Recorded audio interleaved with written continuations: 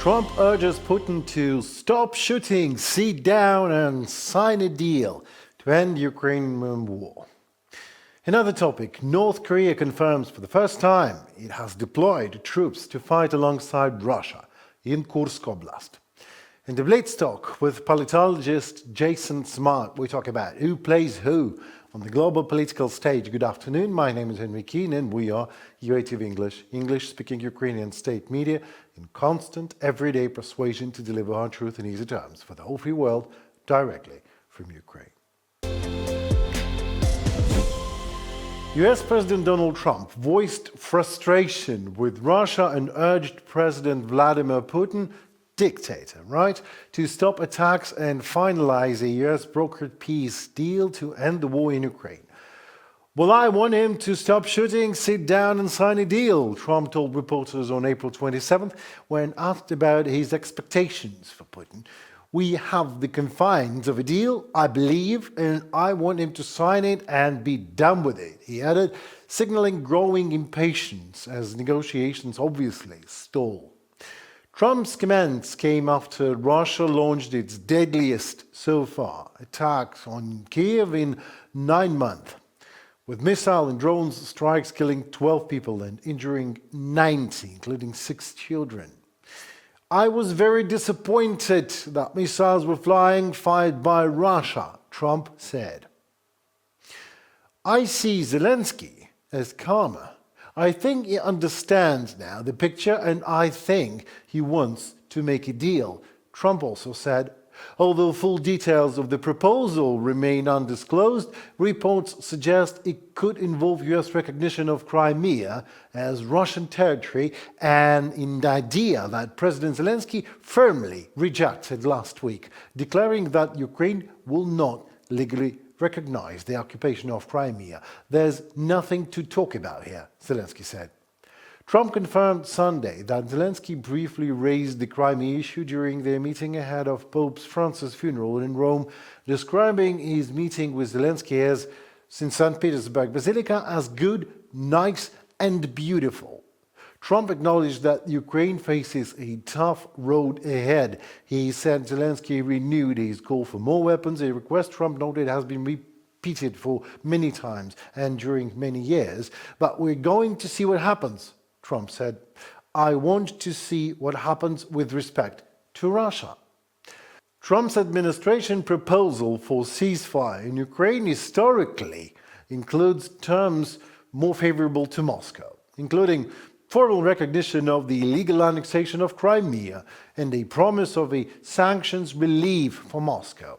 The plan also lacks security guarantees for Ukraine. However, Trump is right. Zelenskyy has become calmer. And so, leaving emotions aside, Ukraine already moves on. Ukraine and Europe have created an alternative peace proposal that contains robust security guarantees and no promises of territorial concessions before a complete ceasefire is actually implemented. We appreciate any peace mediation in Ukraine. No, seriously, we do. And we welcome, of course, anything beautiful, nice and wonderful to actually happen after beautiful, nice and wonderful Trump-Zelenskyy meeting. And we, of course, welcome Mr. Trump's revelations of the bare fact that Russian dictator Putin is not playing along with him, but is playing him all around and wants to continue to kill more Ukrainians before he signs anything, if he signs anything. And we, of course, want peace more than anything in this world. However, here is hard truth in easy terms.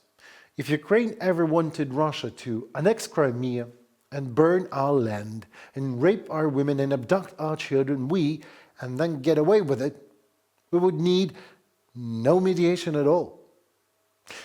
And one more thing. While talks are talked and opinions are shared, dictatorships unite way faster than democracies.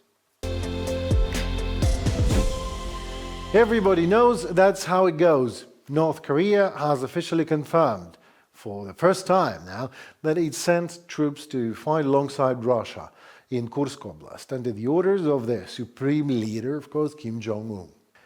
The Central Military Commission of the Workers' Party said Kim authorized the deployment based on the Comprehensive Strategic Partnership Treaty he signed with Russian dictator Putin in 2024 under the order of the head of state.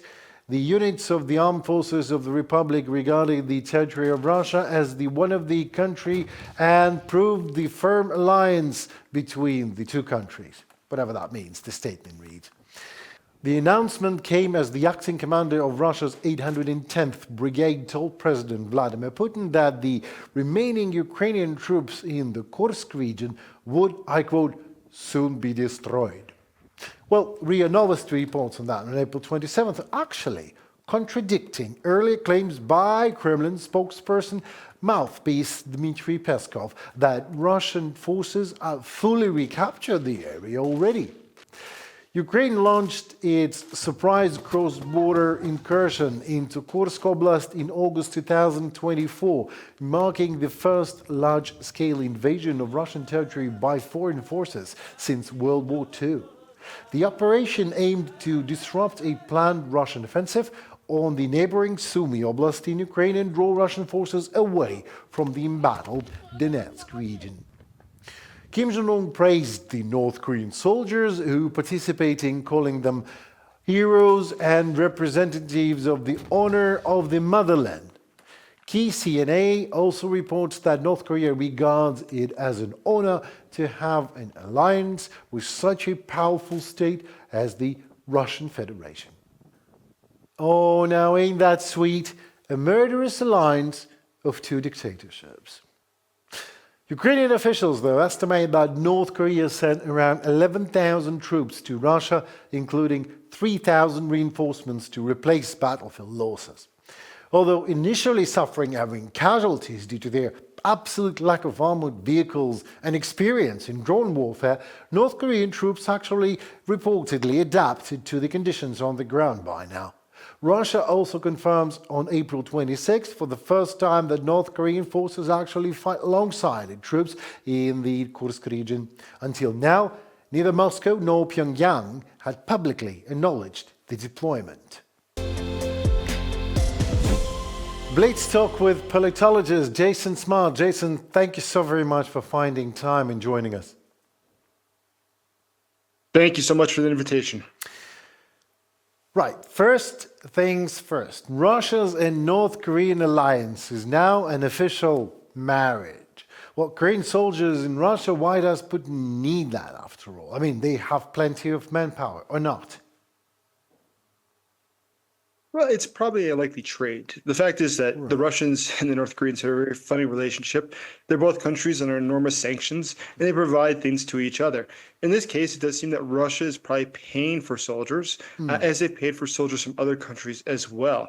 The North Koreans also have the added hope that their soldiers will gain a real battle experience, probably not assuming that they would all end up dead like they most likely will, but that is what the hope is at that point for the North Koreans.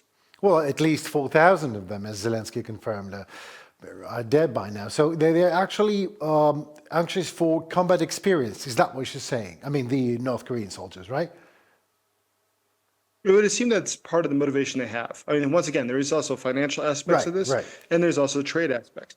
But certainly there is a hope that they would gain knowledge from this and not simply go off to be mowed down.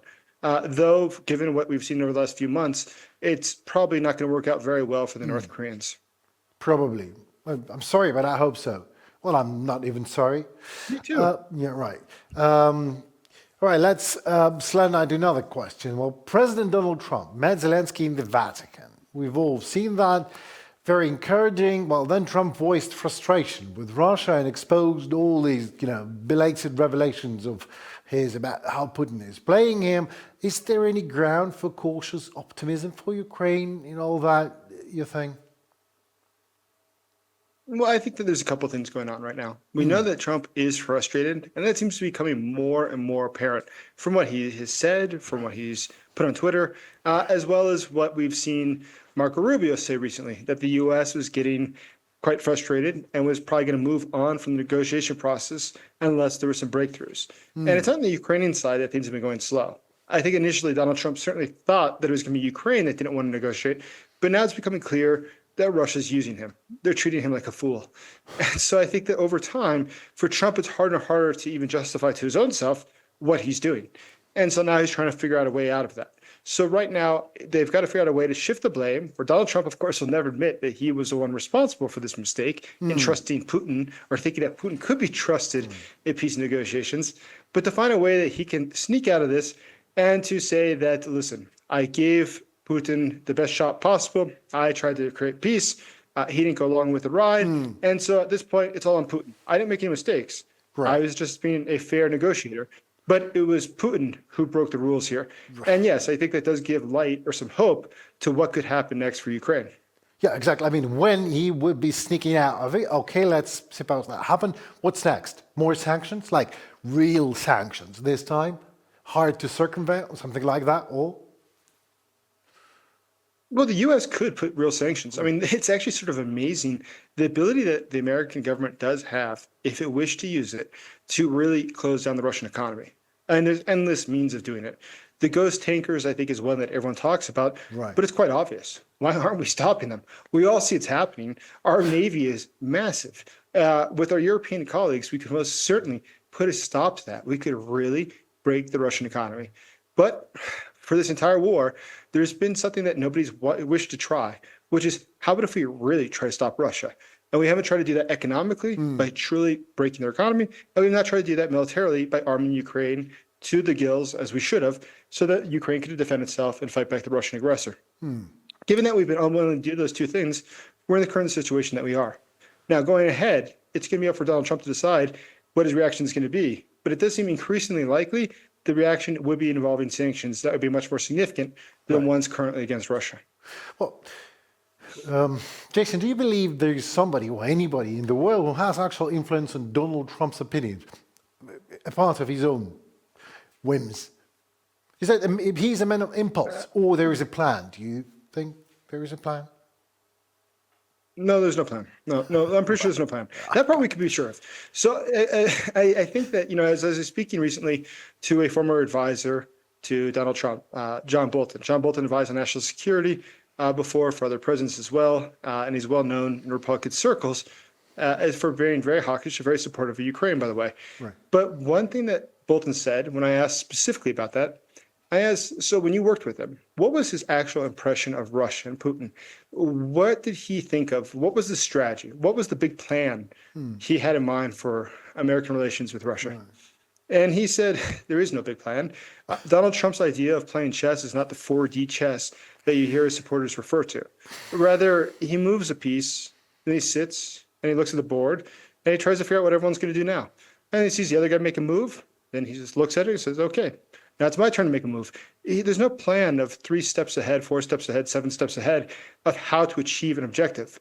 It's very arbitrary. It's very knee-jerk. And we see that. I mean, we look at the tariffs that he slapped on goods around the world. Yeah, the initial ones with Canada and Mexico, and then they got taken off. It's this very impulsive desire to make a big news story. And then when you have to come pay for that, he seems to walk it back as best he can. So I think that we're going to see something very similar repeat once again. Yeah, well, pardon me smiling, just not only Canada, I mean, Greenland and China, this tariff war, and then Signalgate. Well, let's talk about that, please. I just love the story. A week of reads top secret messages while being in Russia. I'm sorry. Pete Hegseth adds his wife to top secret chat for whatever the reason for that crazy thing might be. And that's a high crime and misdemeanor to me living in Europe. Now, not only to me, but to law schoolers in America, that's for sure, just as well. And what now? Nothing. Not a thing. No one was even charged with treason, which is obviously it is, but even fired. So Trump says Hegseth is a good boy and learns from his mistake and learns a lesson or whatever. That's it. Mr. Smart, is America becoming a dictatorship, serving a whimsical dictator or not? Or actually Trump is a kind of an embodiment of democracy because only in America that can happen? So I think that overall, it is pretty shocking. I agree with you totally. It is beyond shocking, this lack of concern for security. But remember, I mean, Donald Trump's had his own problems before. He was investigated for keeping classified documents stored in back rooms of his house. So it doesn't really surprise me that he doesn't take this very seriously and doesn't react very strongly. It's obviously something he doesn't really care about. So I think, though, as a whole, what it shows is just a lack of comprehension of the gravity of what they're dealing with. So if they're so careless about things like this, military strikes, for instance, just imagine how they are with everything else. Yeah, I I mean, can if you're imagine, not yeah. willing to take basic level security precautions, I doubt they're thinking very strategically about much larger, complicated security situations in the world. They just are not focused on it, and they're not concerned. And unfortunately, I think that this is something that will probably come back to bite us in the long run. You know, you just, well, answered all my questions again. Thank you so very much. And let's hope that what is happening will let President Trump actually sneak out of this situation by finally confirming what everyone else sees, that Vladimir Putin is a dictator and he's not going to stop unless stopped. That's for sure. Thank you so very much and hope to talk to you soon. Goodbye. Thank you. Goodbye. Well, that was it for tonight. My name is Henry Keane and we are UATV English, an English-speaking Ukrainian state media in a constant persuasion to deliver hard truth in easy terms for the whole free world directly from Ukraine. In return, we're asked to like, share and comment. Your voice matters as it in turn helps Ukrainian voice to be heard globally. Meanwhile, stay safe and tune for more. Hope to talk to you soon. Goodbye.